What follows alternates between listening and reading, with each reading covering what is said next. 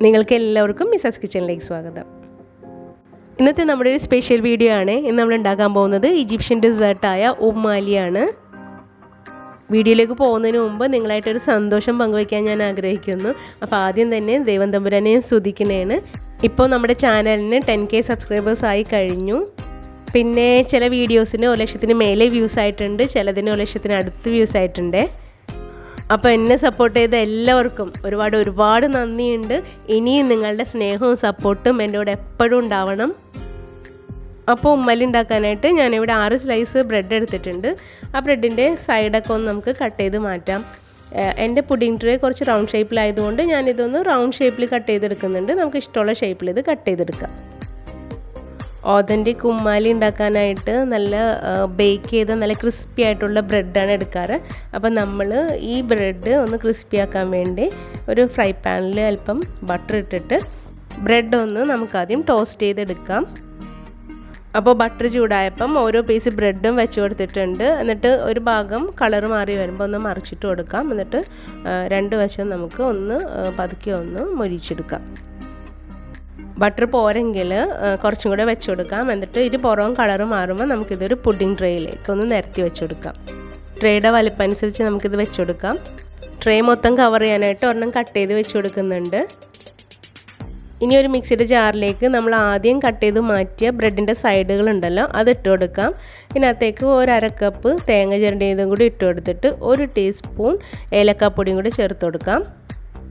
ഒരു 3 ഏലക്ക മതിയാകും. പഞ്ചസാര ചേർത്ത് പൊടിച്ചത് കൊണ്ടാണ് 1 ടീസ്പൂൺ ഉണ്ടായത്. ഇത് എല്ലാം നന്നായിട്ടൊന്ന് പൊടിച്ചെടുക്കാം. ഇപ്പോൾ ഇത് പൊടിച്ചെടുത്തിട്ടുണ്ട്. ഇനി നമ്മൾ നേരത്തെ ബ്രെഡ് ടോസ്റ്റ് ചെയ്ത പാനിലേക്ക് കുറച്ച് ബട്ടറും കൂടി ഇട്ടിട്ട് ഈ പൊടിച്ച് വെച്ച ബ്രെഡും തേങ്ങയും കൂടി ഇട്ട് കൊടുക്കാം. എന്നിട്ട് ജസ്റ്റ് 2 മിനിറ്റ് ഒന്ന് മീഡിയം ഫ്ലെയിമിൽ വെച്ചിട്ടൊന്ന് വഴറ്റിയെടുക്കാം. ഒന്ന് ചൂടാക്കിയെടുത്താൽ മതി.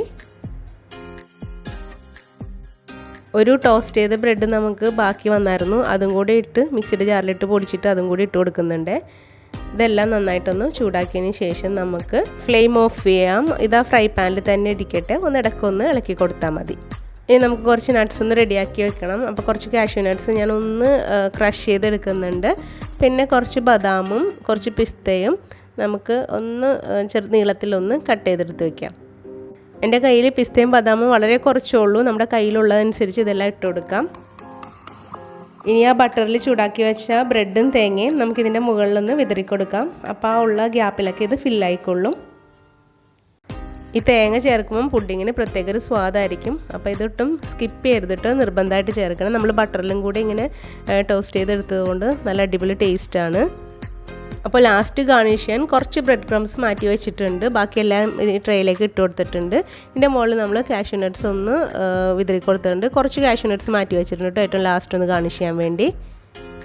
ഇനി നമുക്കൊരു ക്രീം തയ്യാറാക്കണം. അതിന് 3.5 കപ്പ് പാല് ഒരു പാനിലേക്ക് ഒഴിച്ചു കൊടുക്കാം.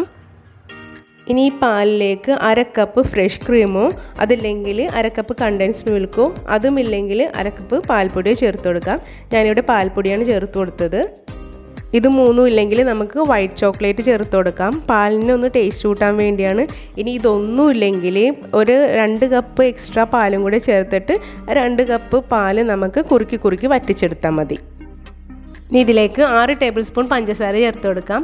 വൈറ്റ് ചോക്ലേറ്റോ കണ്ടൻസ്ഡ് മിൽക്കോ ആണ് ചേർക്കുന്നതെങ്കിൽ പഞ്ചസാര ഇത്രയും ചേർക്കേണ്ടതില്ല. പഞ്ചസാരയുടെ അളവ് കുറക്കാം. ഇത്രയും ചേർത്തിട്ടുണ്ടെങ്കിൽ മധുരം വല്ലാണ്ട് കൂടിപ്പോവും. ഇപ്പോൾ ഫ്ലെയിം ഓൺ ചെയ്തിട്ടില്ല. പറ്റുന്നത് പോലെ ഒന്ന് മിക്സ് ചെയ്തിട്ട് നമുക്ക് ഇതിനകത്തേക്ക് 1 ടീസ്പൂൺ ഏലക്കാപ്പൊടി ചേർത്ത് കൊടുക്കാം. പഞ്ചസാരയും കൂടി ചേർത്ത് പൊടിച്ചതാണ് കേട്ടോ ഇത്. ഒന്നും കൂടെ ഒന്ന് മിക്സ് ചെയ്തതിന് ശേഷം നമുക്ക് ഫ്ലെയിം ഓൺ ചെയ്യാം. എന്നിട്ട് ലോ ടു മീഡിയം ഫ്ലെയിമിൽ വെച്ചിട്ട് ഇതൊന്ന് തിളപ്പിച്ചെടുക്കണം. ഇതിപ്പം നന്നായി തിളക്കുന്നുണ്ട്. ഇനി നമുക്ക് ഫ്ലെയിം ഓഫ് ചെയ്യാം. എന്നിട്ട് ചൂടോടി തന്നെ ഈ പാലിൻ്റെ പകുതി ഭാഗം നമുക്ക് ആ ട്രേയിലേക്ക് ഒഴിച്ചു കൊടുക്കാം. ബ്രെഡ് പാലിൽ നന്നായി മുങ്ങിത്തന്നെ കിടക്കണം. നമ്മുടെ പുഡിംഗ് കുറച്ച് ക്രീമി ആയിട്ട് ഇരിക്കണമെങ്കിൽ കുറച്ചധികം പാൽ ഇതിനകത്തേക്ക് ഒഴിക്കണം കേട്ടോ. കുറച്ചിരിക്കുമ്പം ബ്രെഡ് പാൽ മൊത്തം അബ്സോർബ് ചെയ്തോളും.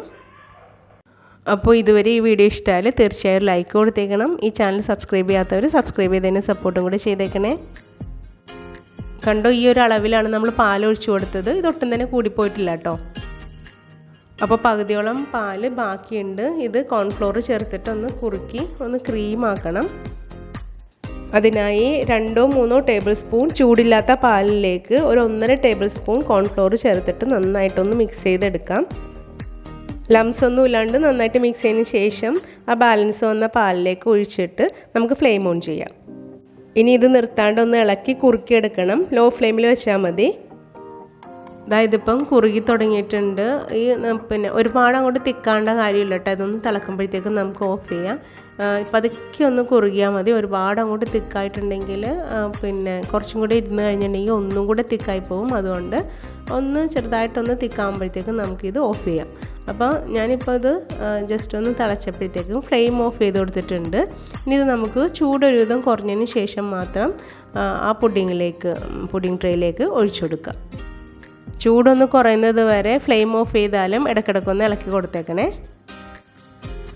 അതായത് ചൂടൊന്ന് കുറഞ്ഞപ്പോൾ ഒന്നും കൂടി തിക്കായിട്ടുണ്ട്. എന്നാലും കുറച്ച് ലൂസായിട്ടാണ് ഇരിക്കുന്നത്. ഈ ലൂസിൽ വേണം നമുക്ക് ഫ്രിഡ്ജിൽ വെച്ച് തണുക്കുമ്പോൾ ഒന്നും കൂടി ഇത് തിക്കായിക്കോളും. കണ്ടതിപ്പോൾ പാലൊക്കെ ബ്രെഡ് അബ്സോർബ് ചെയ്തിട്ടുണ്ട്. ഇനി നമുക്ക് ഈ ക്രീം ഈ ബ്രെഡിൻ്റെ മുകളിലായിട്ട് ഒഴിച്ചു കൊടുക്കാം. ബ്രെഡ് കംപ്ലീറ്റ് കവർ ചെയ്യുന്ന വിധത്തിൽ വേണം കേട്ടോ ഒഴിച്ചു കൊടുക്കാനായിട്ട്. ഇനി ഇതിന് മീതെ നമ്മൾ നേരത്തെ മാറ്റി വെച്ച തേങ്ങയും ബാക്കി നട്ട്സും ഇട്ട് ഒന്ന് ഗാർണിഷ് ചെയ്യാം. ഇത് തണുപ്പിച്ച് കഴിക്കുമ്പോഴായിരിക്കും ഒന്നുകൂടെ ടേസ്റ്റ്. അപ്പോൾ ഇതൊന്നും കൂടെ സെറ്റായി വന്നോളും. അപ്പോൾ ഇത് നമുക്ക് നട്ട്സെല്ലാം ഇട്ടിട്ട് ഒരു ക്ലിംഗ് റാപ്പ് വെച്ചിട്ടൊന്ന് കവർ ചെയ്തിട്ട് ഒരു 2-3 മണിക്കൂർ ഫ്രിഡ്ജിൽ വെച്ചിട്ടൊന്ന് നന്നായിട്ട് തണുപ്പിച്ചെടുക്കാം. എന്നിട്ടിത് നമുക്ക് സെർവ് ചെയ്യാം. അപ്പോൾ എല്ലാവർക്കും ഇഷ്ടപ്പെടുന്ന നല്ലൊരു ടേസ്റ്റി ഈജിപ്ഷ്യൻ ഡെസേർട്ട് റെഡി ആയിട്ടുണ്ട്. നിങ്ങളെല്ലാവരും ഒന്ന് ട്രൈ ചെയ്ത് നോക്കണം. ട്രൈ ചെയ്തിട്ട് നിങ്ങളുടെ അഭിപ്രായങ്ങളും നിർദ്ദേശങ്ങളും തീർച്ചയായും കമൻറ്റ് ബോക്സിൽ അറിയിക്കണം. ഈ വീഡിയോ നിങ്ങളുടെ ഫ്രണ്ട്സ് ആൻഡ് ഫാമിലിക്ക് ഒന്ന് ഷെയറും കൂടെ ചെയ്തേക്കണേ. Thank you.